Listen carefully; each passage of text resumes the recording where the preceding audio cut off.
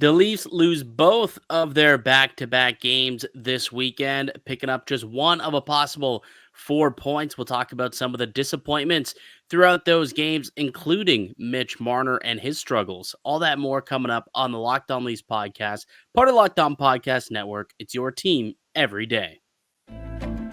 You're Locked On Maple Leafs, your daily podcast on the Toronto Maple Leafs. Part of the Locked On Podcast Network. Your team every day.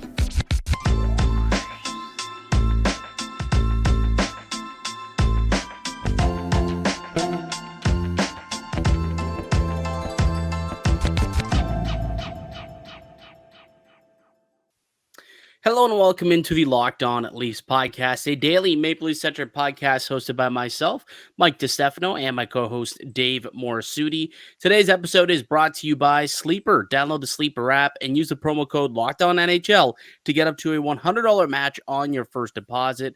Terms and conditions apply. See Sleeper's terms of use for details. Leafs grabbing just 1 point on the weekend. They had a 4-3 overtime loss to Chicago on Friday. Followed it up with a 3-2 loss in regulation to the Pittsburgh Penguins, with Kyle Dubas and Jason Spezza grinning from ear to ear after that one, I'm sure. Leafs now just 10-6-3 on the year. And maybe what's more of a concerning stat that's kind of been floating around, Dave, is the fact that through 19 games so far this season, the Leafs have just 5 wins in regulation. Yeah, it's not ideal considering, the regulation wins do need to be important in the standings at, potential tiebreakers and things like that. So not getting it done in regulation is not something you want to see from this team. Yes, it's only 19 games. I do get that, but it doesn't look good when you put it in that perspective. No, and I mean, technically 10-6-3, okay, they've got 10 wins, they have 9 losses. Like, this is basically a 500 team right now, but they picked up a couple, 3 pity points along the way, including one in Chicago. And let's be honest, Dave, that's not a game that you should be happy picking up a pity point in. Like, you need to get 2 full points out of a team like Chicago, and they weren't able to do it. I get it. They played well. They should have won that game. It's not that they didn't play good or that they weren't ready to go. If you could use the term goalie, maybe, but either way, it's the same old Leafs, right? Playing down to their opponents year after year, man. It's the same old Leafs. Yeah, it was sloppiness, right? Like they did some really good things offensively. What they failed to do was take care of things in their own end, right? Give Chicago opportunities that really I don't understand why you're giving Chicago opportunities, right? You have the game in control. The only way you're going to lose that game is if you beat yourselves up. Oh, the Leafs gave themselves a pretty good beating in that game. Yeah.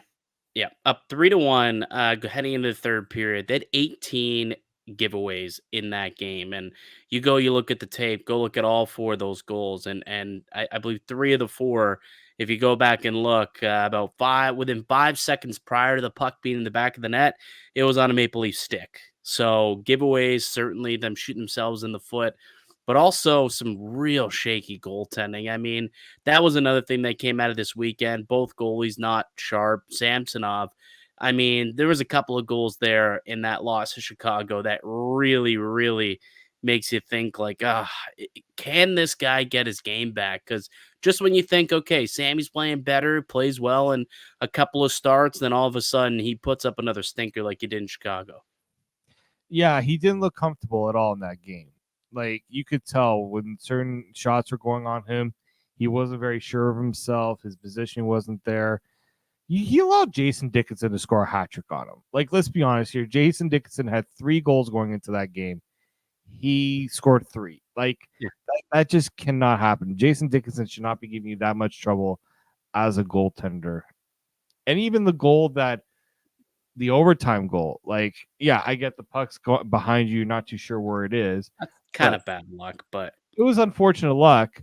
I mean, some piss poor defending in front of him as well, because nobody decides to. When you can't find the puck, tie up your man. Usually, it's the way it goes, and it results in the back of the net. Like, just utter disorganization, chaos, whatever you want to call it. I mean, Joseph Woll, if we're going to compare, I think he had the better of the two performances, which, I mean, they're both losing efforts, so it's not saying as much. I thought Wool had the tougher game. I thought Pittsburgh was obviously a much better team. But at the end of the day, you didn't pick up a win in either game. So it's tough to be, one was better than the other, but both ended up being losing efforts. Yeah, and honestly, that's kind of what we've been dealing with all season long. I'm almost getting to a point where I want them to kind of pick a goalie and run with it. I'm not sure the flip flopping back and forth. The schedule too, I'm sure has been a problem for these guys. No one's been able to really get into a rhythm either, with only playing like 2 games within a 12-day span. Then all of a sudden you get a back to back. You only get one of these games.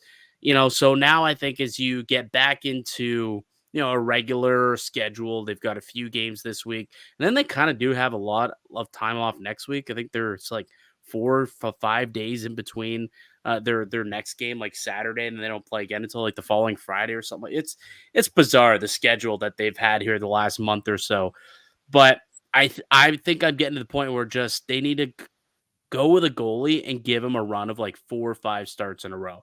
Back to backs is obviously difficult. It's not that I was expecting for, one of these guys to start both games this weekend. But going forward, I just want them to pick a goalie and give them a few starts in a row and see if someone can get on a heater, because going back and forth doesn't seem to be working. No, it doesn't. Usually, generally, goaltenders, they like to have a bit of a rhythm. In today's NHL, teams that try to run the 1A, 1B, I think tend to hurt goaltenders more in that regard. You're seeing teams that run their starters a little bit more and they have a bit more rhythm, more comfort. And the problem is, I don't know if it's just Sheldon Keefe doesn't have trust with either goaltender right now. I know he wants to get both guys going, but this is where the goaltending coach has to come in and say, you know what? Let's just ride the hot hand of whichever one gives us the better chance right now, because the constant flip-flopping isn't really doing well. I mean, the scheduling, as you said, hasn't done them well. I've hated the schedule that they've had. The Sweden game, I understand it's an important thing for the NHL, but the next few weeks doesn't help matters that much either.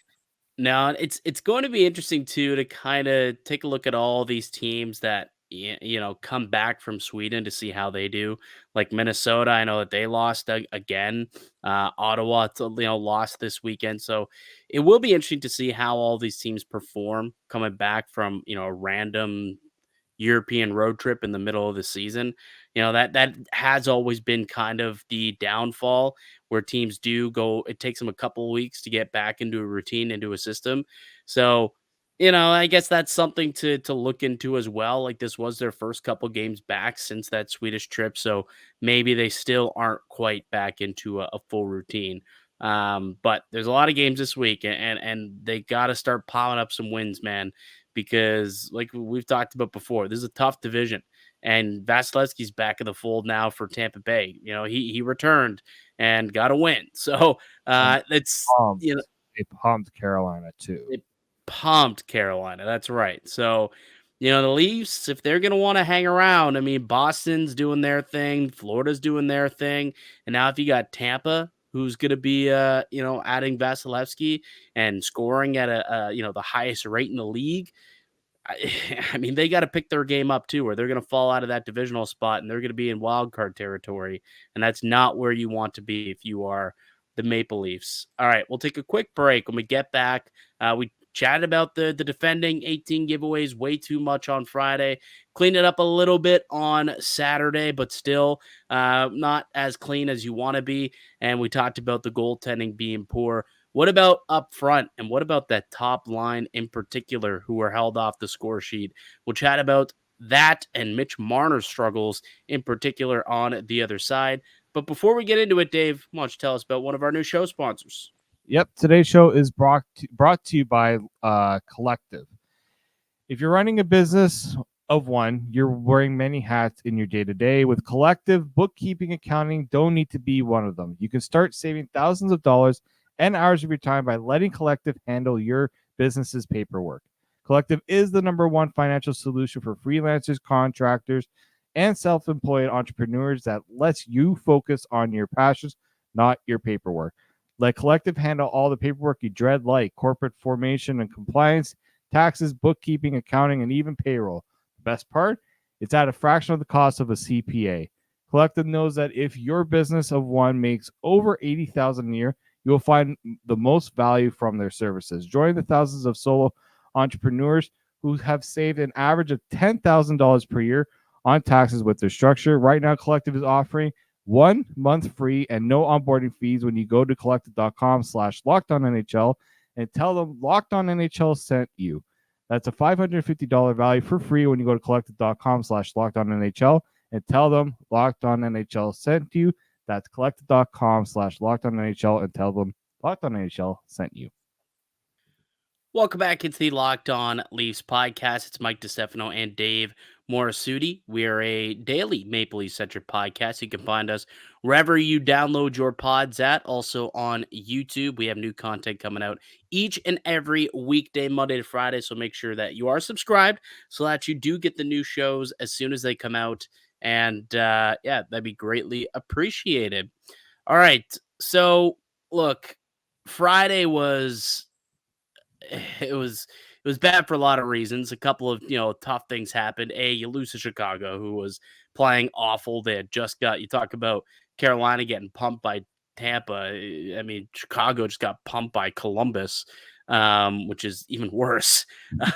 So that happened, and then there was the situation. Taylor Hall the day before was placed on IR for the remainder of the season. You got this Corey Perry thing that's going on. All this circus happening in Chicago, yet you still can't beat them. And you couldn't beat them with literally finally getting depth scoring. Like they got 3 goals from their bottom 6, couldn't muster up a single goal within their top 6. William Nylander ends his point streak at 17 games. And then you didn't see the top 6 really factor in much either. More specifically, the top line didn't factor in much either in the Saturday game against the Pittsburgh Penguins. How worried are you about the lack of offense from this top line right now?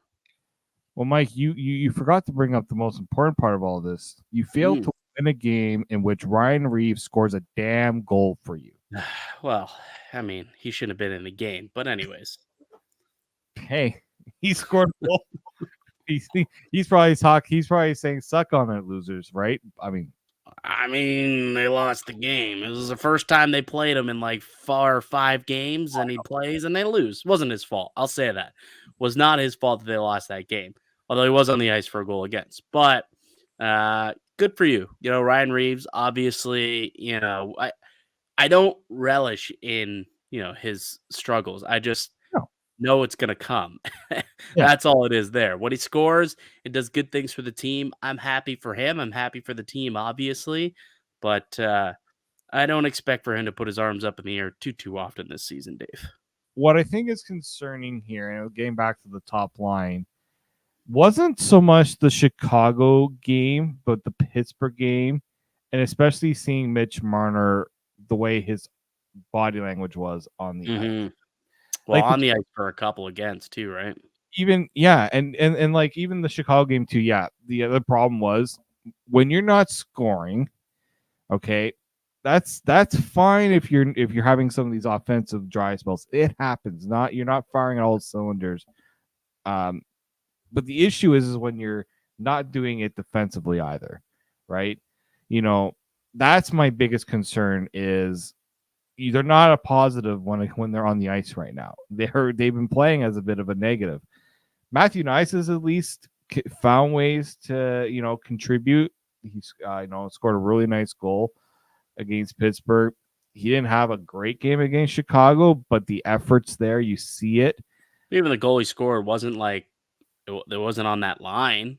Yeah, was that a power play goal? Second unit power play, or maybe it was Arncro got on the ice and fed him like Marner. In the middle of a change. Yeah, but like that's my issue I have with this top line right now is they're clearly struggling offensively, so the defensive miscues, the issues defensively get magnified that much more.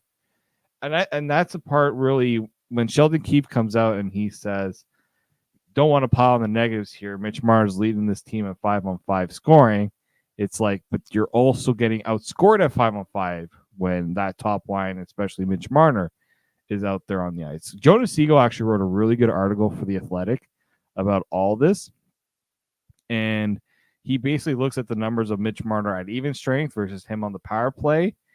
It's concerning, right? When you look at just how much he has struggled at 5-on-5.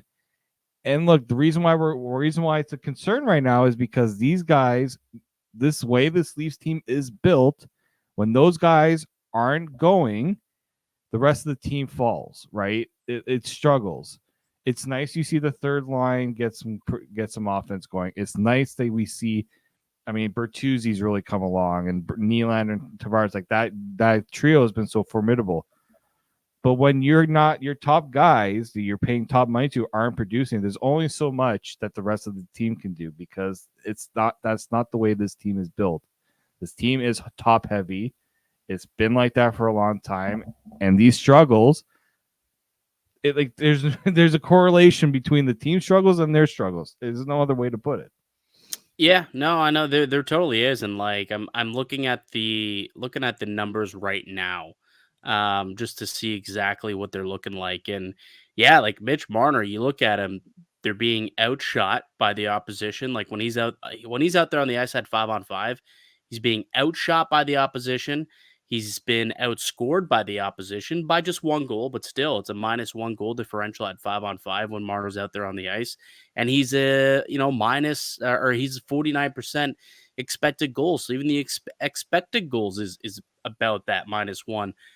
So it's not really going well for him when he's out there. They're giving up a lot defensively, obviously, and you saw that happen in the Pittsburgh game. And when it comes to high danger chances, they're giving up more high danger chances than they're generating too, which is not what you expect to see out of Mitch Marner. Like that, when you see Marner and Matthews and insert whichever player here, what last year was Bunting, but it's been others in the past. You expect for them to be up in the upper 50s in terms of their expected goals, and to definitely have the shot share, and to have, more chances, more high danger chances, more high danger goals. That's what this team does. That's what they're built on, is for those guys to do it. I will say this. One thing that I did notice that is different this year than it is in years past is you look at the zone starts for those guys, much more zone starts in the defensive end than they do in the offensive end.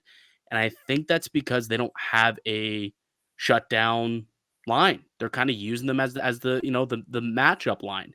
And that's a problem, because now all of a sudden you're not allowed to not that you're not allowed, but when you get an offensive face-off, well, you kind of got to throw the third line out there, because you don't really trust them that much on in your own line.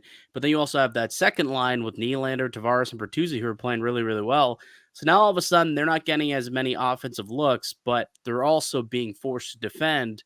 And I think that's kind of what the situation has been. So it's twofold. I think that, sure, they in years past have been able to generate or turn that solid defense into offense, and that just hasn't quite been the case this year for whatever reason. I'm sure the poor goaltending is not helping. Like when he's out there on the ice, they're giving up. I think the save percentage is rather low when he's out there on the ice. I mean, yeah, what is it here? On ice save percentage is 887 when he's on the ice, or 889 when he's on the ice. So that's pretty low for Mitch Marner when he's out there. So it's a little bit of bad puck luck as well. But ultimately, they still do have to play better. Like, these guys are paid like $11 million each to produce. Like, you just can't do what you're doing right now. It's not a winning formula for the Leafs. It's not. And what bothers me here is the Sheldon Keefe response a little bit to it. But I think Sheldon Keefe didn't do the team any favors on Saturday when he went with the 11-7. I get the blue line was nicked up. That's kind of his justification for going with the 11-7. But William Nylander played 26 minutes. You saw in the third period, he literally had like nothing left. Well, I mean, he had like he played like the last 3 minutes. Literally, they all did. They had no gas. Comes back I think he went to the bench, and then Keith's like, "Yeah, you're going right back out there again." Like Literally, I think he went to the bench for 10 seconds. 10 seconds, and then, like, I don't even know if he got to the bench. He, like, skated there, and then next thing you know, he had the puck on a stick, like, 15 seconds later. It's like, did he go off and was told, "No, stay on," or did he go off for a quick 10 seconds and then get back on the ice? It was actually very bizarre and the what worst happened thing there, about but that too is you had Nick Robertson play just 9 minutes in that game. dude, Nick Robinson's playing well, man. Like, why can't you put those guys out there? You need offense.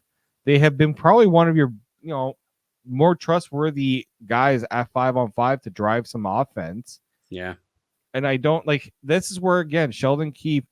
Yes, I understand you're going to rely on your big boys to get you going, but not the detriment of overusing them and not using the guys who will deserve more playing time. Like that's the part that really, really bothered me too. Is you can see that those guys coming second night of a back-to-back. I understand that they had a whole week off, but it's almost like you're going from 0 to 100. Like it's hard for those guys on a back-to-back like that. So I think Sheldon Keefe deserves a little bit of blame, a little bit for how Saturday kind of ended there, because you saw they had nothing left in that third period. No, there wasn't a whole lot. I mean, there was even a chance where they had like could have had a little bit of a breakaway, but yeah, Nylander had nothing, no gas left in the tank to get the Jets on. I got a pretty important question for you. We'll save it for the other side here, but I does pertain to what's happened so far here in the last couple of games since coming home from Sweden. So we'll get to that question in just a second. But first, I want to tell you guys about one of today's show sponsors. It's our good friends over at Sleeper. A new NHL season brings all sorts of possibilities. Matthews could score 50 goals. The Leafs could hoist the Stanley Cup.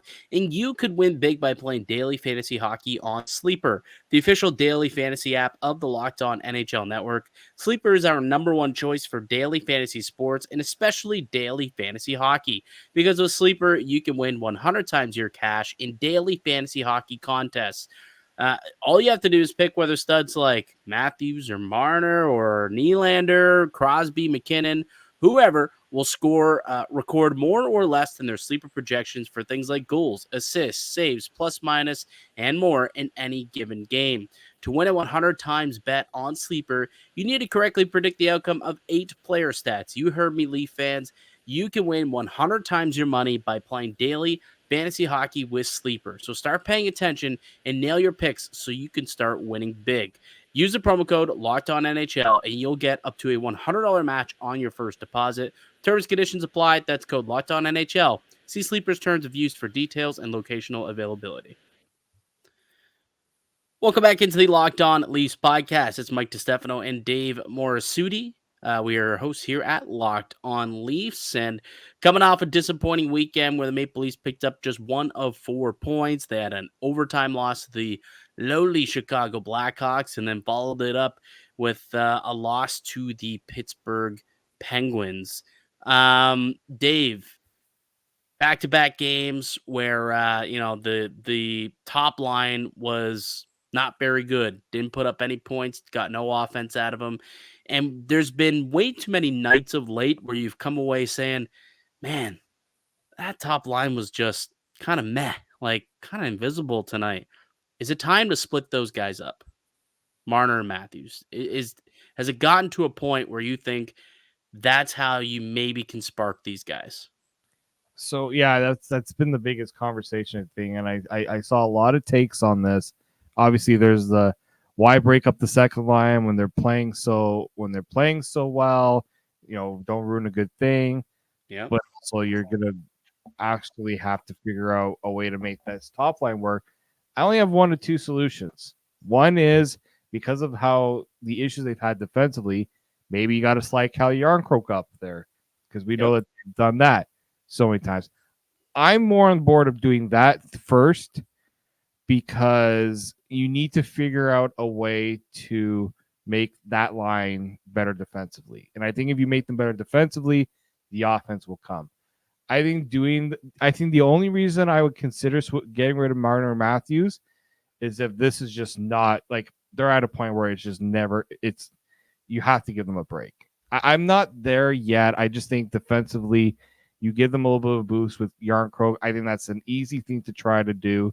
Give it a couple games, see if it works. If it doesn't, then you got every reason to make that change. Yeah, I've seen that proposal out there. I don't hate it. I think that's probably what you would do right now because yeah, that second line, they're playing extremely well right now. I mean, you look at how well they've done over the course of the last little bit. Like I'll pull up the numbers quickly, but I'm pretty sure as a line, they are one of the top performing teams in the NHL over the course of the last like month since they've been put together. I know they definitely have been the Leafs top line, that's for sure when they're out there together. You got Nylander, Tavares, and Bertuzzi right now. Ooh, why is that? It's not showing up for me. There it is. Right now, yeah, look at that. A 59% Corsi, a 56% shot share. They've outscored their opposition 7-3 at 5-on-5. A 59% expected goals. Like, that's really good, guys. That is really, really good. Nearly 60% of the expected goals. That's for a line that's played as often as they have at this point. That is exceptional. So I don't know if you break those guys up. So I think you're right in that assessment because I think I'm on board with you at least for now. Maybe that changes in a week or so. So the only other logical solution, I suppose, is to your point, throw up Cali Yarncroc. Maybe you could even maybe Max Domi. Like the problem is you want to help the team defensively. So I guess it doesn't make a whole lot of sense to throw Domi up there.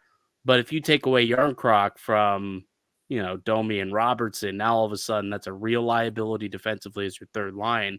But at the same time, it's more important to get your top line going than it is your third line, right? So if that is what it takes, yeah, if that's what it takes to get those guys going. And hey, we saw last year that Matthews and Yarncroc actually have some decent chemistry together. They like to play with one another. Matthews has spoken about how, Callie's got a good shot, and he's shown it this year. He's playing really well this season, I think, Callie Yarncroc. So I think he's also deserving of maybe a bump up to the top line just based on how well he's played, to be fair. And that's not to say that Matthew Nyes has played awful, but unfortunately, got to get those other guys going. And again, it's so stupid to say that $2 million Cali Yarncroc has to get $11 million Mitch Marner going, but this is where we're at. I mean, you kind of just have to roll with the punches and see what works because the last few games, the last few weeks, this guy's been in a bit of a funk. I don't know how to get him out of it. Maybe it is a lineup change, and that seems to be really the only one that makes sense.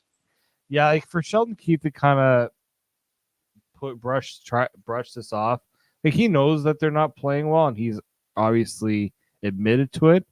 But at some point, he as the coach needs to take a step to say, you know what, I got to get these guys going. It doesn't help the team if I'm just going to hope that this gets better, right? He's got to, I think, really come about and say, you know what, guys, we got to make a switch here.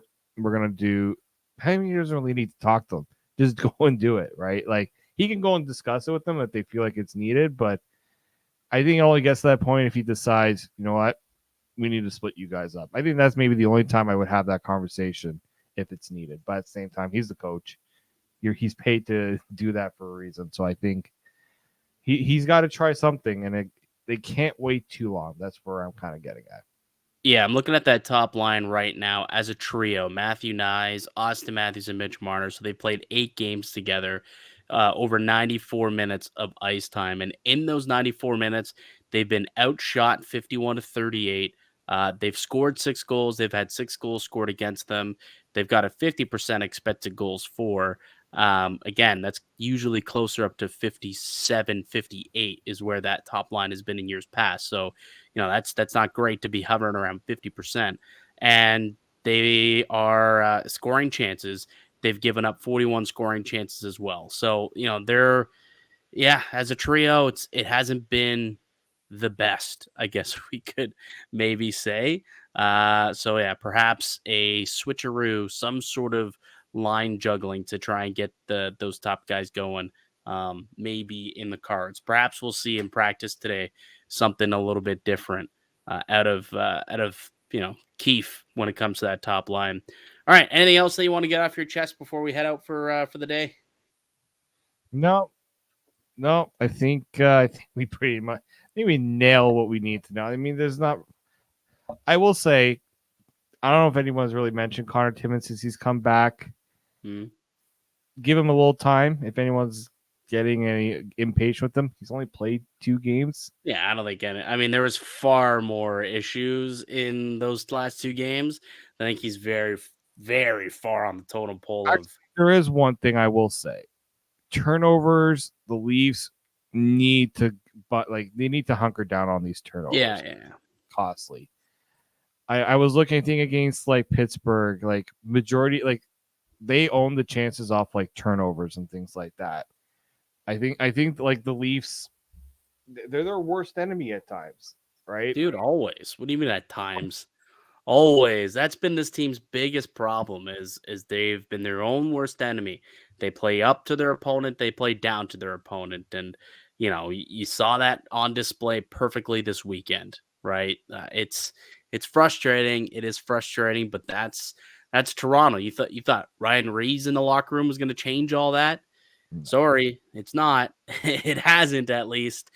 Maybe it'll change come the postseason. I don't know. That's apparently what I'm being told. Is he's not paid to play in the regular season. He's paid to play in the playoffs. All right, we'll see. We'll see. We shall see.